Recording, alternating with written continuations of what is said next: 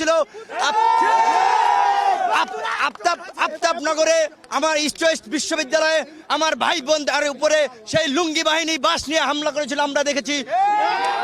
আমরা প্রশাসনকে একটা কথাই বলতে চাই, আজকে যদি আমার ভাই বোনদের সামনে এখানে কোনো ধরনের অনাকাঙ্ক্ষিত পরিস্থিতি ঘটানোর চেষ্টা করা হয় তাহলে বাংলার ছাত্র সমাজ তার দাঁত ভাঙা জবাব দেবে। আমরা এখানে একটি কথাই বলতে চাই, এই ছাত্ররা আজকে একা নয়, এই ছাত্রদের সাথে বাংলার প্রতিটি ছাত্র সমাজ রয়েছে। আমরা ঢাকা বিশ্ববিদ্যালয়ের ছাত্র সমাজের পাশে রয়েছি। তাদের দাবিগুলো অনতিবিলম্বে আমরা মেনে নেওয়ার সরকারকে আহ্বান জানাচ্ছি এবং আমরা পূর্বের যে আন্দোলনে শিক্ষার্থীদের বিরুদ্ধে মিথ্যা হয়রানিমূলক ভিত্তিহীন মামলা দিয়েছিল সেই মামলাগুলো প্রত্যাহার করতে হবে এবং শিক্ষার্থীদের বিরুদ্ধে যেই হেলমেট বাহিনী হামলা করেছিল তাদেরকে যদিও বলা হয়েছিল বিচারের মুখোমুখি করা হবে, তাদের কোনো বিরুদ্ধে কোনো ব্যবস্থা নেওয়া হয়নি, তাদেরকে বিচারের মুখোমুখি করতে হবে।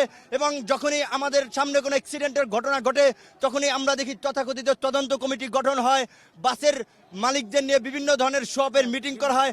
আমরা কোনো শোঅপ চাই না।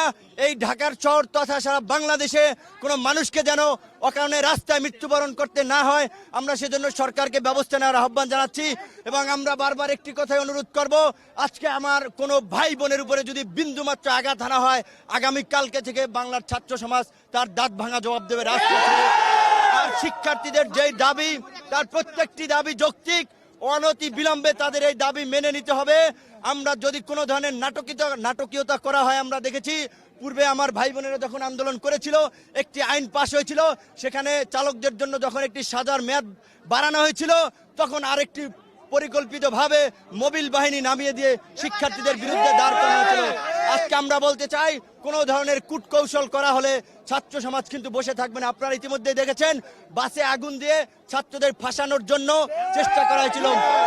ঠিক একই কাহিনী করা হয়েছিল কোটা সংস্কার আন্দোলনেও, ভাইস চ্যান্সেলরের বাসায় হামলা করে ছাত্রদের ফাঁসানোর চেষ্টা করা হয়েছিল। আমরা বলতে চাই এই ধরনের কূটকৌশলের সাথে যারা জড়িত তাদের বিরুদ্ধে অতি দ্রুত ব্যবস্থা নিন এবং আর যেন কোনো ছাত্র সমাজকে রাস্তায় দাঁড়াতে না হয়, কারণ ছাত্ররা কোনো অন্যায় দাবি নিয়ে আসেনি।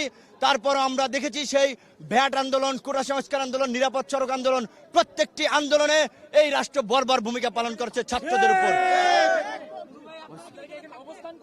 না, আমরা আমার যে ভাই বোনেরা আন্দোলন করতেছে তাদের প্রতি একটি আহ্বান জানাবো, প্রিয় ভাই বোনেরা, বাংলার ছাত্র সমাজ দৃষ্টান্তমূলকভাবে আন্দোলন করবে, শান্তিপূর্ণভাবে। আপনাদের মধ্যে সহিংসতা ঘটিয়ে আন্দোলনকে বানচাল করে আপনাদের উপর দায় চাপানোর চেষ্টা করা হবে।